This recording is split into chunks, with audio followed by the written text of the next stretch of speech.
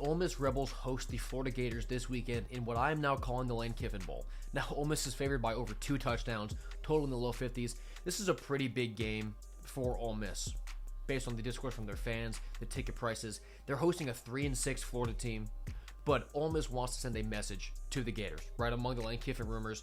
Now, what I know for just about a certainty is that this game is going to have absolutely zero impact on Lane Kiffin's future.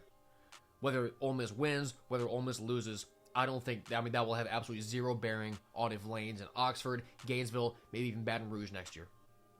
But just for the X's and O's, this Florida team has totally quit.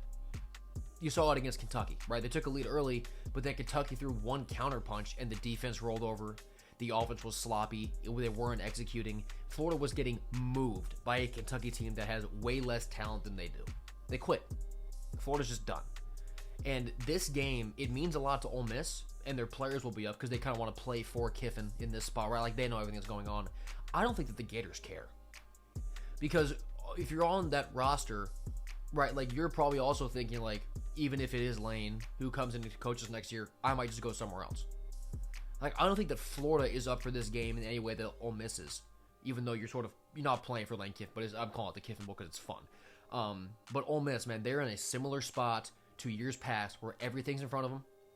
The playoff is there if you just win your games. And we've seen in the past, this is a spot where they might lose. That's not going to happen this year.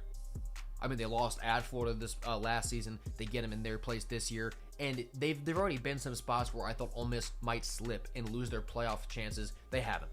Like this team is focused. They're not letting that happen to them this year. This team is not taking their foot off the gas. They've learned. They're not going to let a lack of focus bite them. I think Ole Miss comes out swinging. Florida takes that first punch and rolls over and dies. I mean, I think Ole Miss lays a hammer. I think this game is not very fun for Florida fans. I think Ole Miss fans are going to be rowdy all night because of all the context. So give me the Rebels by a wide margin over Florida this week.